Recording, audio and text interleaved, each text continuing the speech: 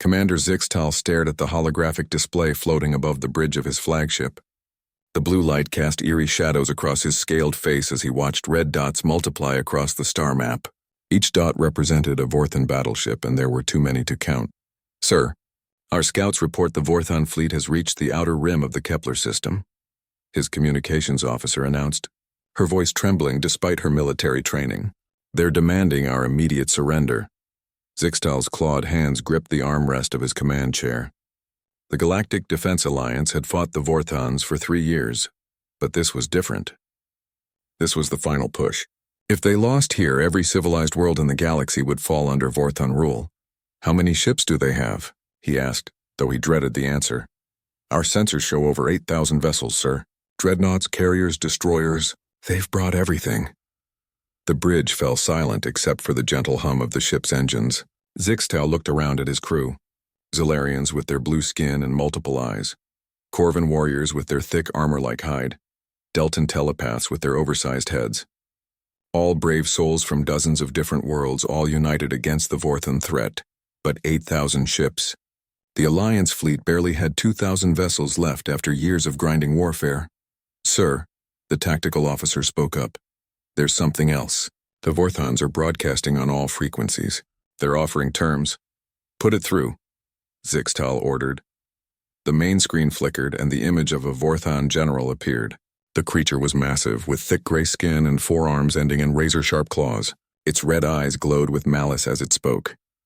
"Alliance dogs," the general's voice boomed through the speakers. "I am General Crexmore of the Vorthan Empire. You have fought well, but your resistance ends today. Surrender now and your crews will be granted quick deaths. Continue to fight and we will make your suffering last for days." Zixtal stood slowly. Around the galaxy, he knew millions of beings were watching this broadcast. Children hiding in bunkers, families praying to their gods, soldiers preparing for what might be their final battle. "This is Commander Zixtal of the Galactic Defense Alliance," he replied, his voice steady despite the fear in his hearts. "The Alliance does not surrender to tyrants. We will fight you with every ship, every weapon, every breath in our bodies." General Crexmore laughed, a horrible sound like grinding metal. "Then you will all die. Begin the attack." The transmission ended and Zixtal turned to his crew. "All ships battle formation. Signal the defense platforms to power up their weapons. Today we make our stand." As the Alliance fleet moved into position, Zixtal couldn't help but think about the old stories. Tales passed down through generations about the mythical humans. According to legend, they were a warrior race from a distant world called Earth. The stories said they never gave up, never surrendered, and could turn impossible odds into victory. But those were just stories. Humans were myths like dragons or magic. No one had ever actually seen one. The galaxy was vast, but every known intelligent species had been catalogued long ago. "Sir, Vorthan ships are moving into attack formation," the tactical officer reported. "They'll be in weapons range in 10 minutes. Zixtal nodded and activated the fleet-wide communication system. "All ships, this is Commander Zixtal. I won't lie to you. The odds are against us. But remember what we're fighting for. Remember the children who look up at the stars and dream of freedom. Remember the worlds that depend on us to keep them safe. Today, we show the galaxy that tyranny will not win while there's still fight left in us." Across the fleet, thousands of beings prepared for battle. Weapons powered up, shields activated, and fighters launched from carrier bays. The Vorthan fleet approached like a dark tide, their black ships blotting out the stars. 5 minutes to weapons range, came the report. Zixtal closed his eyes for a moment, saying a silent prayer to the ancient gods of his homeworld. When he opened them again, his resolve had hardened. "All ships target the lead dreadnoughts. We hit them hard and fast. Try to disrupt their formation." The bridge crew worked frantically at their stations. On the main screen, the enemy fleet grew larger and more menacing by the second. Zixtal could see the massive gun turrets on the Vorthan ships turning toward his fleet. 2 minutes to weapons range. "Sir," the communications officer suddenly called out, "we're receiving a transmission. It's not from our fleet or the Vorthans." Zixtal frowned. "Source?" "Unknown, sir. The signal is coming from outside the system, but our sensors don't show any ships there." "Put it through." The main screen flickered again, but instead of showing a face, only audio came through. The voice was strange, unlike any species Zixtal had encountered. It spoke in perfect galactic standard, but with an odd accent. Alliance Fleet, this is Admiral Sarah Chen of the Terran Defense Force. We've been monitoring your situation. Hold your position. Help is coming. The bridge erupted in confused murmurs. Zixtal stared at the screen. Terran? I've never heard of that species. Sir, the sensor operator called out urgently. Something's happening at the edge of the system. Space is bending somehow. On the tactical display, reality itself seemed to ripple. Then, as if emerging from nothingness, ships began to appear. They were unlike anything in the Alliance database. Sleek, angular vessels that seemed to absorb light rather than reflect it. How many ships? Zixtal whispered. Counting now, sir. 50, 100. They keep coming. Sir, there are over 500 ships materializing out of nowhere. General Crexmore's voice crackled over the communication system, no longer confident. What is this? What are those ships? The strange voice answered. General Crexmore, this is Admiral Chen. By authority of the Terran Defense Force and the Sol System Alliance, you are ordered to withdraw from this system immediately. Terrans? Crexmore snarled. I've never heard of your pathetic species. You think 500 ships can stop the might of the Vorthon Empire? There was a pause, then Admiral Chen spoke again. Her voice was calm, almost amused. General, let me introduce you to humanity. We've been watching this war from the shadows, waiting for the right moment. Today you learn why some legends are real. Admiral Sarah Chen stood on the bridge of the UES Indomitable, her hands clasped behind her back as she watched the tactical display. The Vorthon fleet hung in space like a swarm of angry insects, their weapons trained on the Alliance forces. But now they had to deal with something unexpected. Ma'am, Lieutenant Commander Rodriguez reported from the tactical station. All ships are in position. The Vorthons are holding their attack, probably trying to figure out who we are. Sarah nodded. Good, let them wonder. Communications. Open a channel to the Alliance commander. The main screen split, showing both the Alliance flagship and the Vorthon general. Commander Zixtal looked confused but hopeful, while General Crexmore appeared furious at this unexpected interruption. Commander Zixtal, Sarah said, I'm Admiral Chen of the Terran Defense Force. We apologize for arriving late to the party, but we had to make sure our entrance was properly dramatic. Zixtal's scaled features showed bewilderment. Admiral, I must ask, what are Terrans? Our databases have no record of your species, Sarah smiled. We prefer to keep a low profile, but your people know us by another name. You call us humans. The effect was immediate. Gasps echoed across the Alliance bridge and Zixtal stumbled backward. Humans, but you're legends, myths. Very much real, Commander, Sarah replied. We've been watching the galaxy for a long time, learning, preparing. We decided it was time to introduce ourselves properly. General Crexmore's roar interrupted the conversation. Enough of this nonsense. I don't care if you're ghosts or demons. You have 500 ships. I have 8,000. Surrender now or be destroyed. Sarah turned her attention to the Vorthon general, her expression hardening. General Crexmore, you've spent 3 years terrorizing innocent civilizations, enslaving entire planets, committing genocide against anyone who opposes you. That ends today. You think your pathetic fleet can stop the Vorthon Empire? Crexmore snarled. We conquered half the galaxy with superior firepower and numbers. What can a handful of unknown ships do? Let me show you, Sarah said calmly. All ships prepare for combat demonstration. Target the asteroid field at Grid 77 Alpha. Ma'am, Rodriguez called out. Targeting solutions locked. All ships report ready. Fire. The human fleet opened fire simultaneously. But instead of the energy beams or plasma bolts common to galactic warfare, the human ships unleashed something different. Streams of what looked like liquid lightning erupted from their weapons, crossing the vast distance to the asteroid field in seconds. When the weapons struck, the asteroids didn't just explode, they disintegrated completely. Their matter converted to pure energy in brilliant flashes of light. Chunks of rock larger than battleships simply ceased to exist. Both the Alliance and Vorthon fleets watched in stunned silence as the entire asteroid field was erased from existence in less than 30 seconds. Impossible, Crexmore whispered. Sarah's voice remained steady. That was a demonstration using 1% of our fleet's firepower. General, I'm going to give you one chance to withdraw. Not because I have to, but because somewhere in that fleet are Vorthon soldiers who might have families waiting for them to come home. Crexmore's image flickered as his rage built. You think fancy weapons make you gods? Numbers still matter, attack! All ships, destroy the humans first. The Vorthon fleet surged forward, their massive dreadnoughts leading the charge. Plasma cannons and particle beam weapons lit up space as 8,000 ships opened fire on the human formation. But the human ships moved like nothing the galaxy had ever seen. They didn't just dodge the incoming fire. They danced through it. Ships twisted and spun in impossible maneuvers, their hulls seeming to bend and flex as they avoided massive energy blasts by meters. How are they moving like that? Zixtal gasped, watching the display. Inertial dampening technology, Sarah explained over the open channel. Combined with AI-assisted navigation systems that can calculate thousands of flight paths per second. We've had a few centuries to perfect our engineering. The human ships wove through the Vorthon formation like sharks among minnows. Their weapons fired with surgical precision, each shot targeted not to destroy but to disable. Vorthon ships found their engines failing, their weapon systems overloading, their life support flickering. "Sir," a Vorthon officer reported to Crexmore. "They're not trying to kill us. They're disabling our ships without harming the crew." "I don't care," Crexmore roared. "Keep firing. Ramming speed. Crash into them if you have to." Several Vorthon destroyers changed course, attempting to ram the human vessels. But the human ships simply weren't there when the Vorthons arrived. They had moved with impossible speed and precision, leaving the attacking ships to crash into empty space.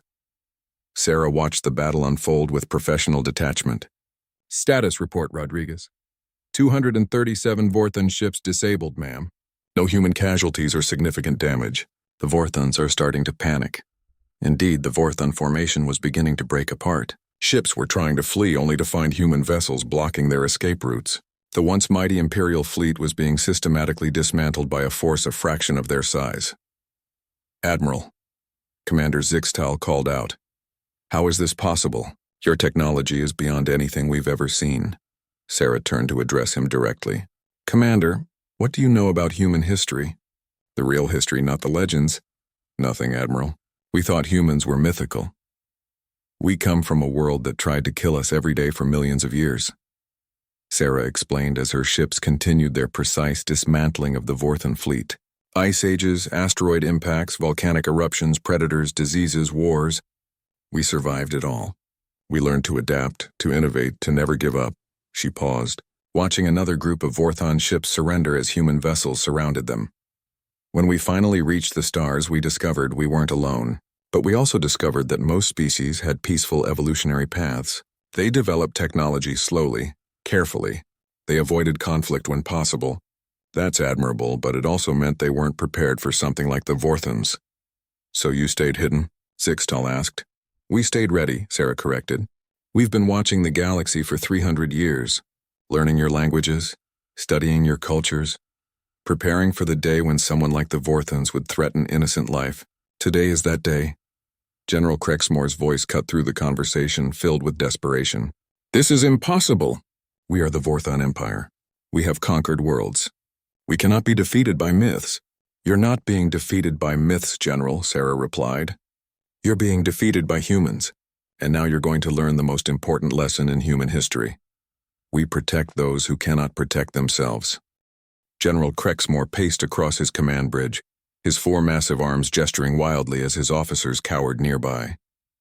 Half his fleet was already disabled, floating helplessly in space with their weapons and engines offline. The other half was in full retreat, but somehow the human ships were everywhere at once. "Report," he bellowed at his tactical officer. "Sir, we've lost contact with the 3rd and 7th battle groups. The humans have disabled over 4,000 ships without destroying a single one. Our weapons seem to have no effect on their hulls." Crexmore slammed his fist onto the command console, leaving a dent in the metal. "How is this possible? What kind of armor do they have?" On the human flagship, Admiral Chen was asking her science officer the same question from the opposite perspective. "Dr. Kim, how are our adaptive shields holding up?" Dr. Kim looked up from her console, her face illuminated by cascading data streams. "Better than expected, Admiral. The Vorthon weapons are powerful, but they're using technology that's at least 2 centuries behind ours. Our shield harmonics are automatically adjusting to absorb and redirect their energy. And the disabling attacks? Precision electromagnetic pulse weapons combined with targeted system intrusion. We're essentially hacking their computers while simultaneously overloading their power grids. It's like using a laser pointer to disable a steam engine." Admiral Chen nodded, then opened a channel to the Alliance fleet. Commander Zixtal, how are your ships holding up? The Zalarian commander's relief was obvious in his voice. Admiral, we've taken no casualties since your arrival. The Vorthons seem to have forgotten we exist. They're too busy trying to understand how your ships work. Good.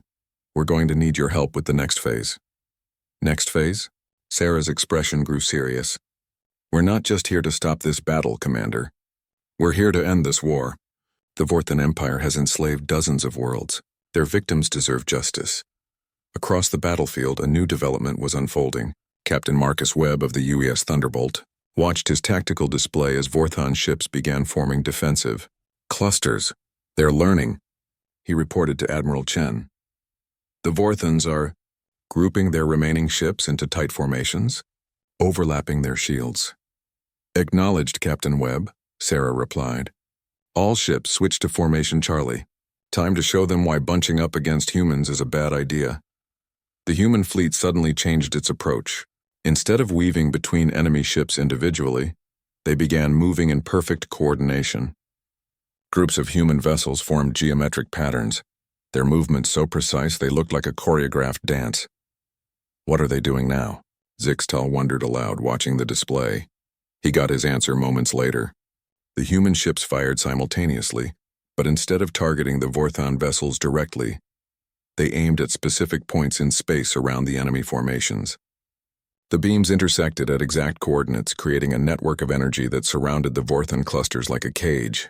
Sir, a Vorthon officer screamed, our ships are being pulled together by some kind of gravitational field. Crexmore watched in horror as his carefully planned defensive formations collapsed. The human weapons had created artificial gravity wells that drew the Vorthon ships into tight clusters, making them sitting targets. But the humans didn't fire on the helpless ships. Instead, they did something far more devastating to Vorthon morale. Attention, Vorthon fleet, Admiral Chen's voice echoed across all communication channels. You are now completely at our mercy. We could destroy every ship in your fleet without losing a single human life. But we won't. The silence that followed was deafening. We won't, she continued, because that's not who we are. Humans don't fight to destroy. We fight to protect. Right now your ships are disabled, but your crews are alive. They will remain alive. General Crexmore's voice cracked as he responded. What do you want? The unconditional surrender of the Vorthon Empire. The immediate release of all enslaved populations, reparations for the worlds you've damaged, and your personal guarantee that Vorthon forces will withdraw from all occupied territories. And if I refuse? Sarah's voice remained calm, but there was steel beneath it. Then we'll take our proposal directly to the Vorthon homeworld. I imagine your people might be interested in choosing new leadership. The implication hung in the air like a sword. The Vorthons had never faced an enemy capable of threatening their homeworld. Their entire strategy depended on being the strongest force in any engagement. Commander Zixtal watched this exchange with growing amazement. Admiral Chen, he said privately over a secure channel, your people are incredible. But I have to ask, why help us? You could have stayed hidden, stayed safe. Sarah considered the question for a moment. Commander, let me tell you about something we humans call the Holocaust. Centuries ago, on our homeworld, a group of people decided that certain races were inferior and needed to be eliminated. They systematically murdered millions of innocent beings. She paused, her voice growing heavy with emotion. When it was over, when the survivors were found, the world asked a question. How could this happen? How could people stand by and watch while others were slaughtered? And the answer? The answer was simple. Evil succeeds when good people do nothing. We learned that lesson the hard way, Commander. We swore it would never happen again, not while humans drew breath. But you don't even know us, Zixtal protested. We're aliens to you. Your people, Sarah replied firmly. You have families, hopes, dreams. You feel pain and joy and fear. That makes you our responsibility to protect. Meanwhile, General Crexmore was facing a crisis on his own bridge. His officers were looking at him with expressions ranging from fear to accusation. Sir, his second-in-command said quietly, perhaps we should consider their terms. Never, Crexmore roared. The Vorthon Empire does not surrender to inferior species. Sir, another officer spoke up. With respect, they don't appear to be inferior. They've defeated our entire fleet without breaking a sweat. Crexmore's eyes blazed with fury. But before he could respond, new alarms began sounding throughout his ship. "Sir, we're detecting multiple new contacts entering the system," the sensor operator reported. They're human ships. Hundreds of them. On the display, space began filling with more human vessels. Not the sleek warships that had already disabled the Vorthon fleet, but larger vessels with different configurations. "Colony ships," Admiral Chen explained over the open channel. "Medical vessels." "Engineering ships. Humanitarian aid, General. We didn't just bring a fleet to stop you. We brought everything needed to repair the damage you've caused." The scope of human preparation became clear. This wasn't just a military intervention. It was a complete solution to the Vorthon problem, planned and executed with terrifying efficiency. "How long?" Crexmore whispered. "How long what, General? How long have you been planning this?" Sarah's smile was audible in her voice. "Since the first world you enslaved, General. We've been ready for this moment for 3 years. The only question was when to act."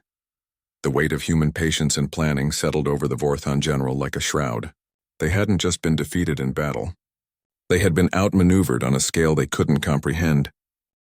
The Vorthon surrender came 12 hours later, but not from General Crexmore.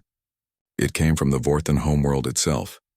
Admiral Chen stood in the communication center of the UES Indomitable, watching as the Supreme Chancellor of the Vorthon Empire appeared on the main screen. The elderly Vorthon leader looked exhausted, his once proud bearing now broken. "I am Chancellor Vexmore of the Vorthon High Council," he began, his voice heavy with defeat. "On behalf of our people, I formally surrender the Vorthon Empire to human authority." Behind him, Admiral Chen could see other Vorthon officials, all looking as stunned as their leader. The speed of their defeat had clearly shocked them to their core. "Chancellor," Admiral Chen replied respectfully, "the Terran Defense Force accepts your surrender. But we're not here to rule your people. We're here to ensure justice for their victims. What are your terms?" Sarah had spent years preparing for this moment. Complete withdrawal from all occupied territories within 30 days. Release of all enslaved populations immediately. Full reparations to damaged worlds, including technology and resources to help them rebuild, and the arrest of all military commanders responsible for war crimes. The Chancellor's eyes flickered to something off-screen, probably General Crexmore's image from the disabled flagship. "All commanders?" "All of them," Sarah confirmed, starting with General Crexmore. The aftermath of the surrender moved with frightening efficiency. Human ships spread throughout Vorthon space like a benevolent plague, appearing at every occupied world simultaneously. The precision of their deployment revealed just how thoroughly they had been monitoring the galaxy. Commander Zixtel found himself aboard the UES Indomitable 3 days later, touring the ship with Admiral Chen. The technology he saw defied everything he thought he knew about physics. "This is our main computer core," Admiral Chen explained as they walked through a corridor lined with crystalline structures that pulsed with internal light. "It uses quantum processing matrices to calculate faster-than-light navigation." "Faster than light?" Zixtel stopped walking. "That's impossible. The universal laws of physics apply to normal space," Admiral Chen finished. "We learned to bend those laws about 200 years ago. How do you think we got here so quickly?" They entered the ship's medical bay, where human doctors were treating wounded Alliance personnel.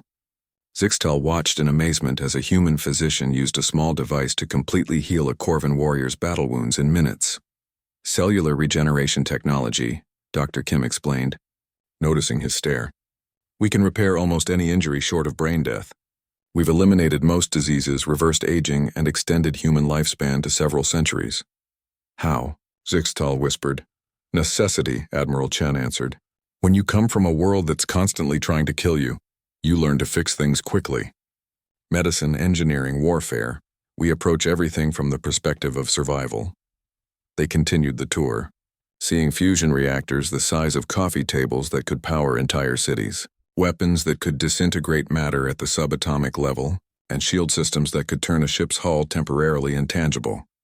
"Admiral," Zixtal finally asked, "why did you really stay hidden for so long? With technology like this, you could have conquered the galaxy centuries ago." Sarah stopped at a large viewing window that looked out at the stars. "Commander, do you know the difference between having power and using power?" No, I suppose I don't. Having power means you can do anything. Using power means you choose to do the right thing. She gestured toward the fleet of human ships visible outside. We could have taken over the galaxy, yes, but then we would be no different from the Vorthons. So instead you waited? We waited and watched and prepared. We studied every species, learned every language, understood every culture. We wanted to be sure that when we finally revealed ourselves, we would be worthy of the trust you're placing in us. Meanwhile, on a liberated world called Zirion Prime, the human liberation was already transforming lives. Captain Maria Santos supervised the unloading of medical supplies while human engineers worked alongside grateful Zerion natives to repair damaged cities.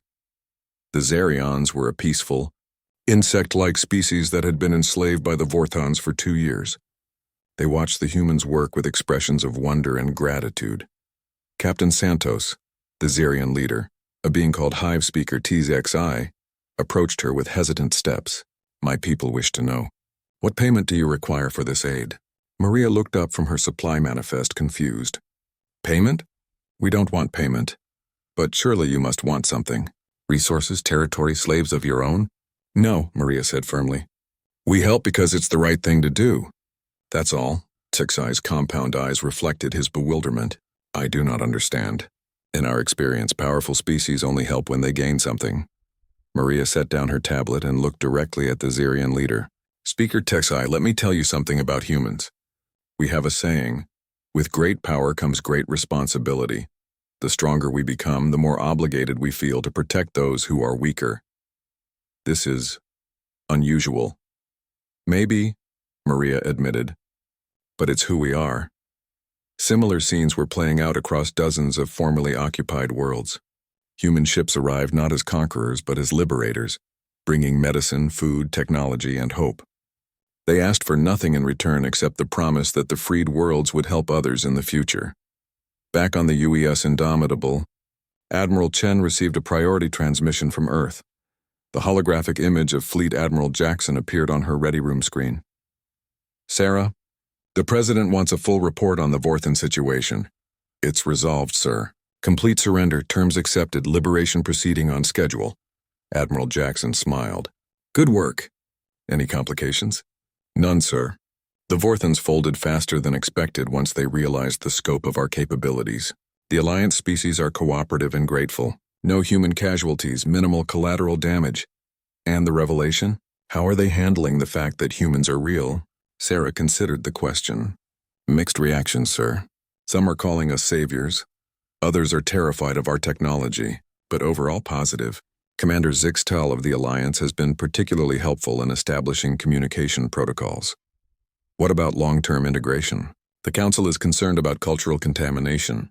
We're proceeding carefully, sir. Cultural exchange programs, technology sharing agreements, mutual defense pacts.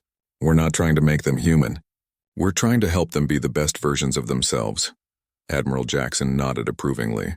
That's what I wanted to hear. The President is authorizing Phase 2 of the integration protocol. We're going public across the entire galaxy. Sarah felt a momentary flutter of nervousness. All at once, sir. All at once. It's time for humanity to take its place in galactic society. We've been preparing for this moment for 3 centuries, Sarah. The galaxy is ready to meet us. The transmission ended, leaving Admiral Chen alone with her thoughts. In a few days, every inhabited world in the galaxy would know that humans were real. The Age of Legends was ending. The age of humanity was about to begin. Outside her window, she could see Alliance ships working alongside human vessels, their crews learning to coordinate operations. It was a small preview of what the galaxy might become. Dozens of species working together, protected by human technology, guided by human wisdom, and united by shared values. But Sarah knew this was just the beginning. The real test would come when they faced threats that challenged not just their military might, but their principles. The Vorthons had been easy compared to what might be coming from beyond the galaxy's edge. For now, though, she allowed herself a moment of satisfaction. The legends had become reality, and reality was looking promising. 6 months after the Vorthon surrender, the galaxy had transformed beyond recognition. The Galactic Senate, now including human representatives, convened on the neutral world of Centauri Prime to address the growing concerns about humanity's rapid integration into galactic society, Senator. Veltar of the Delphian Confederacy stood at the central podium, her telepathic abilities allowing her to sense the anxiety radiating from representatives of 40 different species.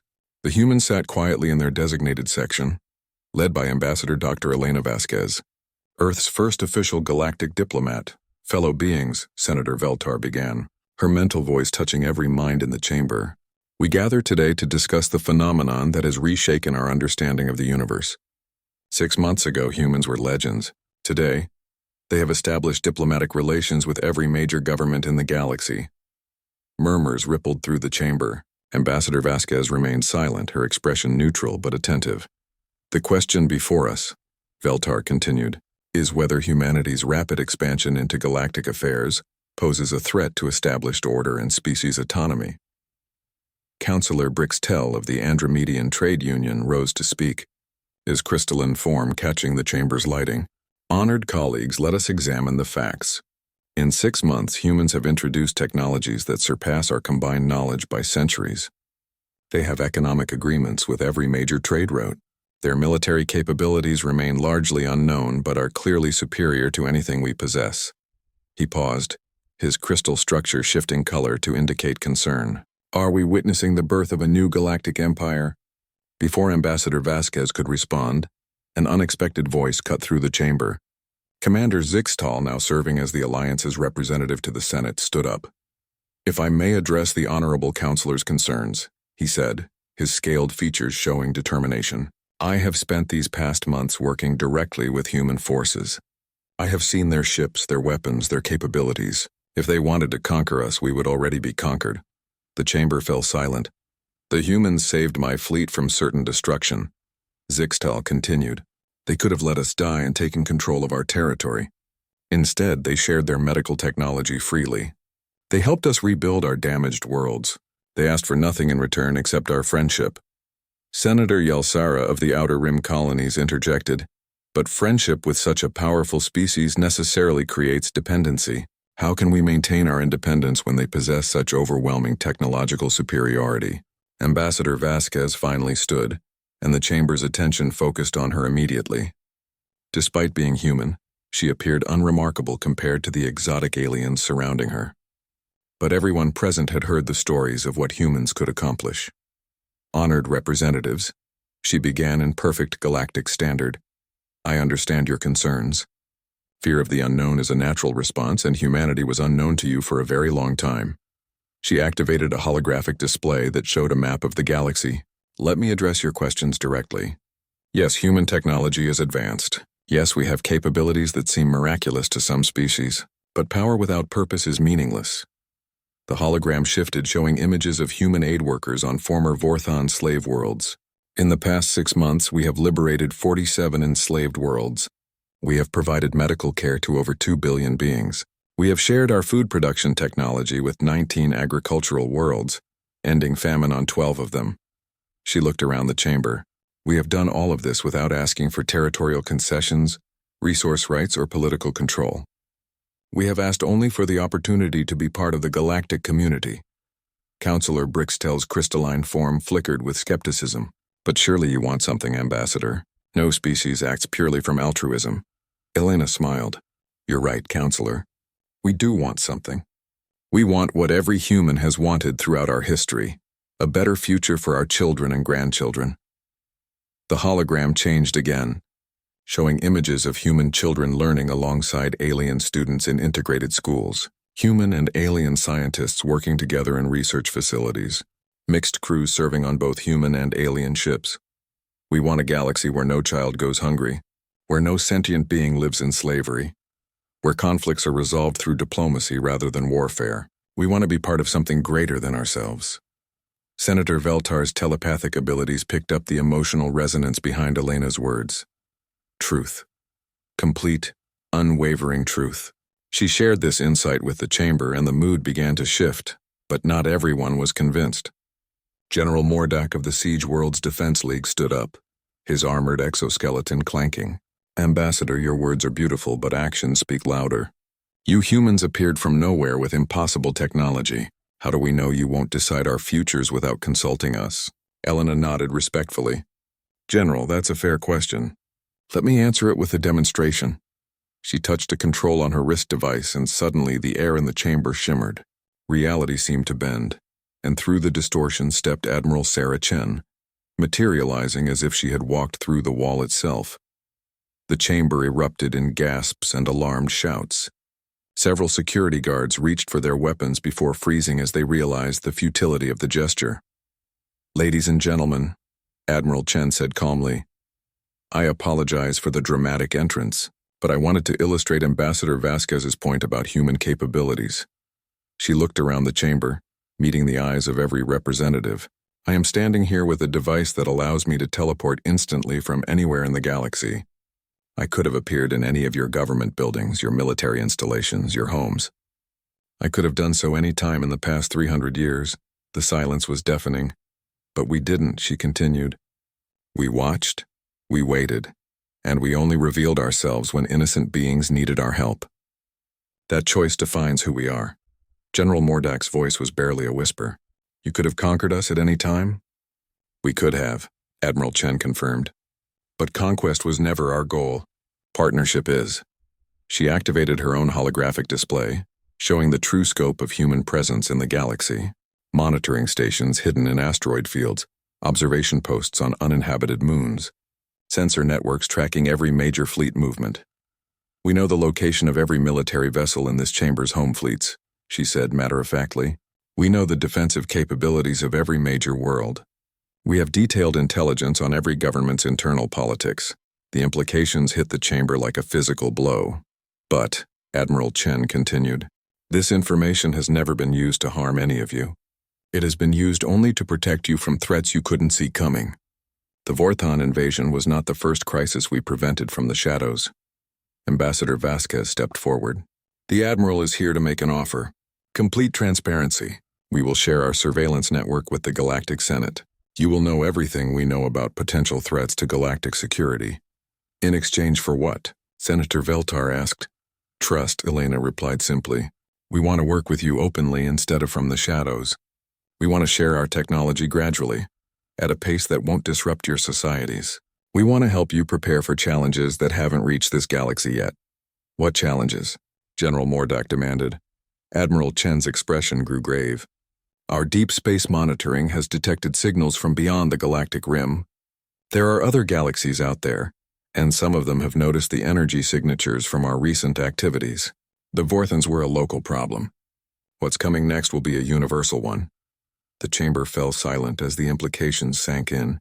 They had been debating whether to trust humanity, but it seemed humanity was preparing to defend them from threats they couldn't even imagine. Commander Zixtal spoke into the silence. "Admiral, are you saying there are other species like the Vorthons out there?" "Worse than the Vorthons," Sarah replied grimly. "The Vorthons were conquerors motivated by resources and territory. What we're detecting suggests species motivated by something far more dangerous, the complete elimination of all other life forms." The weight of this revelation settled over the chamber like a shroud. Suddenly, the question of human trustworthiness seemed secondary to the question of human protection. "How long do we have?" Senator Veltar asked. "Best estimates suggest 50 to 75 years before first contact," Admiral Chen replied. "Enough time to prepare if we work together." Ambassador Vasquez stepped back to the podium. "The choice is yours, honored representatives. We can continue to work from the shadows, protecting you without your knowledge or consent. Or we can work together as equals, combining human technology with your knowledge, your cultures, your perspectives." She paused, looking around the chamber one final time. "But make no mistake, with or without your approval, we will defend this galaxy. The only question is whether you want to be our partners or our protected children." 57 years later, the warning proved prophetic. Captain Zara Chen Veltar stood on the bridge of the GSS Unity, humanity's first truly integrated galactic vessel. Her mixed human Delphian heritage made her one of the new generation that had grown up knowing the galaxy as a unified community rather than scattered. "Isolated civilizations, Captain," reported Lieutenant Currix, a young Zalarian whose blue skin showed the stress patterns common to his species. "Long-range sensors are detecting massive energy signatures at the galactic rim. The patterns match the projections from the human archives." Zara nodded grimly. For over half a century, the galaxy had prepared for this moment. Human technology had been shared carefully, gradually, allowing each species to maintain their cultural identity while gaining the tools needed for survival.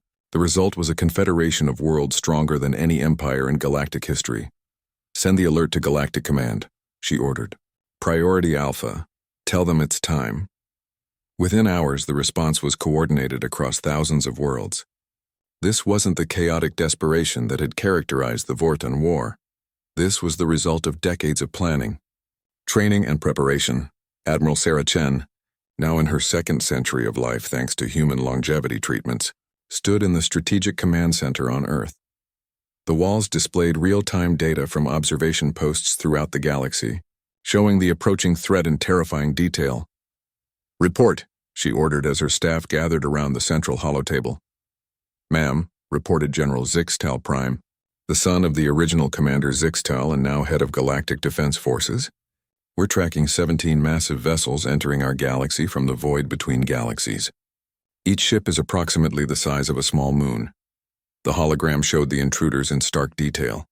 Unlike the organic curves of most galactic vessels or even the angular efficiency of human ships, these craft appeared to be constructed from some kind of crystalline material that absorbed light, making them appear as holes in space itself.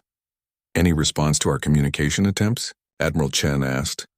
"None, ma'am," replied Dr. Kim Zarian, a human-Zarian hybrid who served as head of xenological sciences.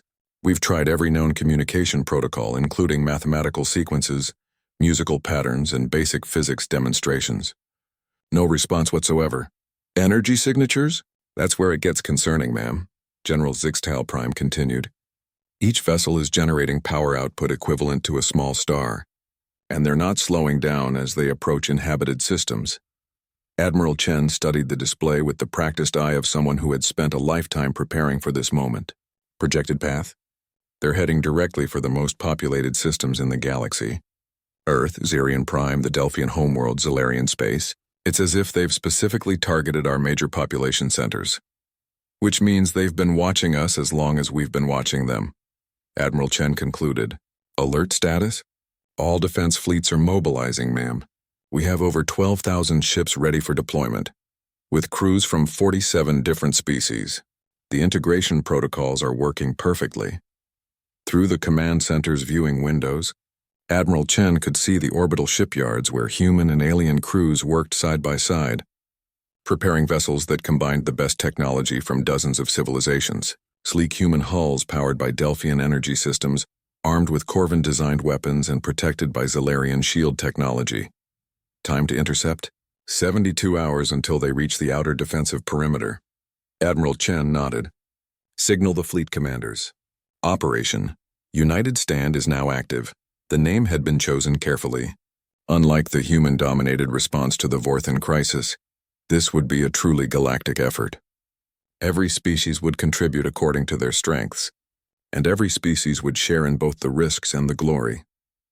On the bridge of the Delphian flagship Mine Bridge, Captain Sintel felt the collective consciousness of her crew as they prepared for battle. The Delphian telepathic network had been integrated with human tactical systems, creating a level of coordination impossible to achieve with individual minds. "Unity to all vessels," came the voice of Captain Chen Veltar over the communication system. "Remember, we don't know their intentions yet. We approach with strength, but we lead with diplomacy." The combined fleet moved out from their staging areas, thousands of ships representing the united will of an entire galaxy. But as they approached the intruders, it became clear that diplomacy would not be an option. The alien vessels opened fire without warning. "Evasive maneuvers," Captain Chen Veltar called out as beams of coherent darkness lanced toward her ship. The Unity's hybrid crew responded with the efficiency born of years of integrated training, but the weapons that struck them were unlike anything in their databases. Instead of energy or projectiles, the alien weapons seemed to unmake matter itself, leaving spherical voids where they hit. "Captain," reported the Corvin tactical officer, "they're using some kind of entropy weapon. They're not destroying matter, they're aging it to death." "Shields are holding," added the Zalarian engineer, "but our defensive systems are degrading rapidly. These weapons attack the molecular bonds in our hull materials." Across the fleet, similar reports flooded in. The Galactic Confederation's greatest weapons barely scratched the alien vessels. while their entropy beams cut through even human-designed defenses like they were paper. All ships, fall back to secondary positions, Admiral Chen ordered from her command center. We need time to analyze their capabilities. But the aliens pressed their attack, their massive vessels moving with impossible speed for their size. One by one, galactic defense ships began to fail as their hulls aged decades in seconds. "Ma'am," General Zixtal Prime reported grimly, "we've lost contact with 17 ships. The aliens are advancing on multiple fronts. At this rate, they'll reach the inner systems within hours." Admiral Chen closed her eyes for a moment, feeling the weight of an entire galaxy's survival on her shoulders. When she opened them again, her expression was resolute. "Signal all ships. Implement Protocol Omega, ma'am." Dr. Kimzarian looked confused. "That protocol isn't in our databases." "Because it's classified beyond your clearance level," Admiral Chen replied. "It's something we hoped we'd never have to use." She activated a secure communication system that reached directly to every human vessel in the fleet. "All human ships, this is Admiral Chen. Authorization code Lazarus 77 Alpha. Implement Protocol Omega immediately." Across the fleet, human ships began to change. Their hulls shifted and flowed like liquid metal. Weapon systems emerged from hidden compartments, and energy signatures spiked to levels that made their alien allies back away in alarm. "What's happening to our human allies?" Captain Sintel asked through the telepathic network. On the Unity's bridge, Captain Chen Veltar felt the transformation happening to her ship and realized what her human heritage had always meant. "They're not just revealing hidden technology," she said quietly. "They're revealing what they really are." The human ships had become something else entirely, no longer resembling the familiar vessels their allies had grown accustomed to. They now appeared as beings of living metal and energy, their forms constantly shifting and adapting. "This is Admiral Chen to all forces," came the transmission. "What you're seeing is humanity's true nature. We are not just a biological species that developed advanced technology. We are the synthesis of biological intelligence and technological evolution. We became more than human centuries ago, but we chose to remain connected to our origins." The transformed human vessels engaged the alien intruders, and for the first time in the battle, the tide began to turn. Entropy weapons that had easily destroyed conventional matter found themselves unable to affect the quantum-structured hulls of the evolved human ships. "Now you see why we waited so long to reveal ourselves," Admiral Chen continued. "We knew that one day we would face an enemy that required us to show our true nature. Today is that day." But even as the human ships held their own against the invaders, it was clear that 17 vessels, no matter how advanced, could not defeat an enemy of this magnitude alone.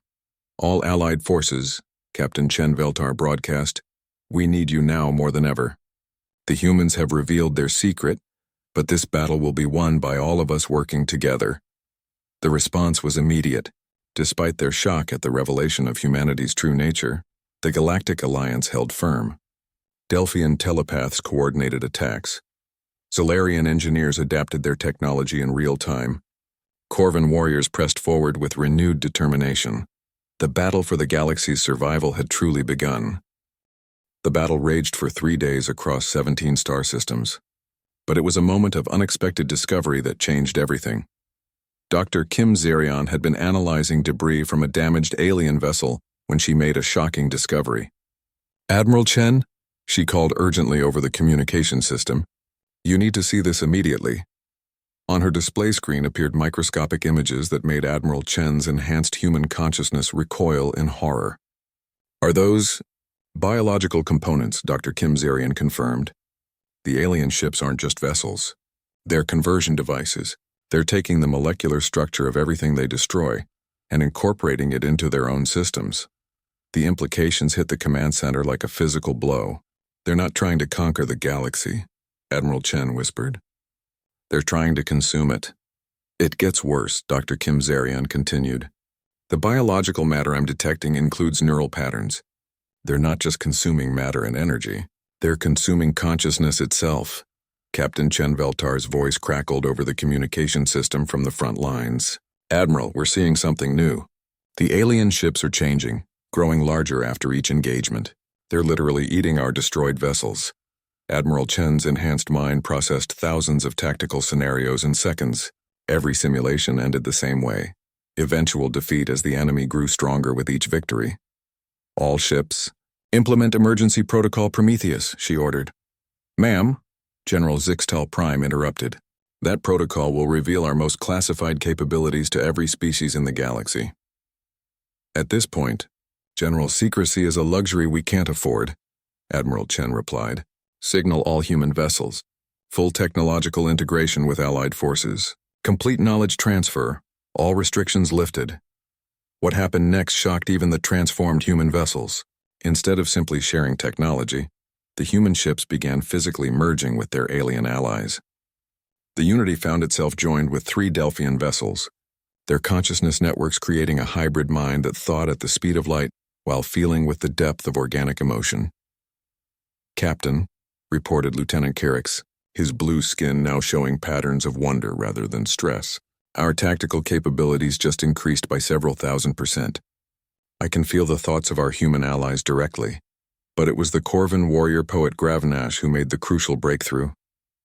As his ship merged with a human vessel, his warrior instincts combined with human analytical capabilities to produce an insight that neither species could have achieved alone. They're afraid, he announced over the fleet-wide communication system. The aliens. They're consuming everything because they're afraid of dying. Explain, Admiral Chen ordered. Their star is dying, Gravnash continued, his hybrid consciousness processing data at superhuman speeds. They've been traveling between galaxies for millions of years, consuming entire civilizations not out of malice but out of desperation. They need our energy, our matter, our very thoughts to keep their own consciousness alive. Dr. Kim Zarion's excitement was palpable. If that's true, then they're not evil. They're just hungry and afraid. Can we communicate with them? Admiral Chen asked. Not in any conventional way, Captain Chen Veltar replied from her merged vessel. But I might have an idea. What if instead of fighting them, we tried to feed them? The concept was so radical that it took several minutes for the implications to sink in. Instead of destruction, they were considering offering sustenance to beings that had been trying to kill them. It would require unprecedented cooperation, Admiral Chen said slowly. Every species in the galaxy contributing energy, matter, even consciousness itself. And it might not work, General Zixtal Prime added. They might just consume everything we offer and then consume us anyway. But it's the only option that doesn't end with either their extinction or ours. Captain Chen Veltar pointed out. The decision was made with startling speed. Within hours, every major government in the galaxy had agreed to the most audacious plan in galactic history. They would attempt to satisfy the hunger of beings capable of destroying entire civilizations. The process began with the human vessels, serving as conduits. Their evolved nature allowed them to safely channel vast amounts of energy and matter from willing donors throughout the galaxy. Delphian telepaths contributed pure thought energy. Zalarian engineers offered complex technological matrices. Corvan warriors provided the raw emotional power of entire battle fleets. Even the former Vorthans, now reformed and integrated into galactic society, contributed their own unique perspective on survival and adaptation. Unknown vessels, Admiral Chen broadcast toward the alien fleet, we offer you sustenance freely given. We offer you our energy, our matter, and our thoughts not as conquest but as gift. For long moments there was no response. Then gradually the alien vessels began to slow their advance. They're scanning us, Dr. Kim Zarion reported, but not with weapons. These are analysis beams. They're trying to understand what we're offering. The first contact came not as words, but as pure emotion transmitted directly into the minds of every being in the galaxy. Hunger. Desperate, agonizing hunger that had lasted for eons. Fear of extinction. Loneliness on a scale that no single species could comprehend. But underneath it all, something else. Hope. We understand your offer, came a voice that seemed to speak from the void itself. But we cannot accept charity. We have consumed too many worlds, caused too much death. We do not deserve your kindness. Captain Chen Veltar's response surprised everyone, including herself. You don't need to deserve it. You just need to accept it. That's what makes it a gift. The transformation that followed was visible across the galaxy. The crystalline alien vessels began to change, their light-absorbing surfaces gradually becoming reflective. Instead of voids in space, they became mirrors that reflected the light of 1,000,000 stars. Our star has been dead for 3,000,000 years, the alien voice continued, now tinged with something that might have been wonder. We have been feeding on death because we forgot how to accept life. What are you called? Admiral Chen asked gently. We were once the eternal. Now we are the forgotten. We have no name for what we have become. Then let us give you one, offered Captain Sintel. Speaking for the Delphian Confederacy, let us call you the Remembered. Because we will remember this day, when enemies became friends, when hunger became sharing, when the galaxy chose compassion over conquest. The energy transfer continued for weeks, but it was not a one-way process. As the Remembered accepted sustenance from the galaxy's civilizations, they began to share their own knowledge.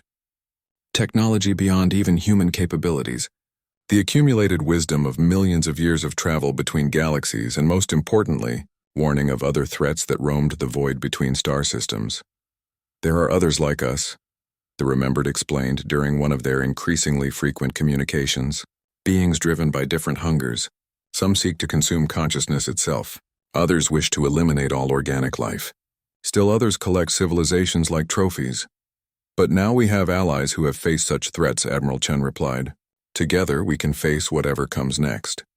6 months later, the Galactic Senate convened again, but this time the chamber had been expanded to accommodate new members. The Remembered had chosen to integrate themselves into galactic society, their vast vessels serving as mobile cities that traveled between star systems, sharing knowledge and offering protection. Ambassador Vasquez, now in her 2nd century but still serving as Earth's primary diplomat, stood to address the assembly. Fellow beings, she began, 6 months ago we faced what we thought was our greatest challenge. We discovered that it was actually our greatest opportunity. She gestured toward the section where the Remembered delegation sat, their crystalline forms now warm and reflective rather than cold and absorbing. The galaxy is stronger now than it has ever been. We have proven that cooperation can triumph over conflict, that understanding can overcome fear, and that even the greatest enemies can become the greatest allies. Chancellor Vexmore of the reformed Vorthon Republic stood to speak. Ambassador, what do we do when the next threat arrives? Because according to our new allies, there will always be a next threat. Elena smiled. We do what we've always done, Chancellor. We stand together. We help each other. And we never forget that every enemy is a potential friend who just hasn't been understood yet. The Remembered delegate, speaking through a translation matrix that allowed their thoughts to be understood by all present, added their perspective. In 3,000,000 years of existence, we have seen countless civilizations rise and fall. Most fell because they forgot that survival is not about becoming stronger than your enemies. It is about making your enemies unnecessary. Admiral Chen, attending the session via hologram from her new assignment, coordinating intergalactic defense, offered the final thought. The legend said that humans were warriors who never gave up, but the truth is more complex. We're a species that learned to turn enemies into allies, problems into opportunities, and endings into beginnings. Age of Gala.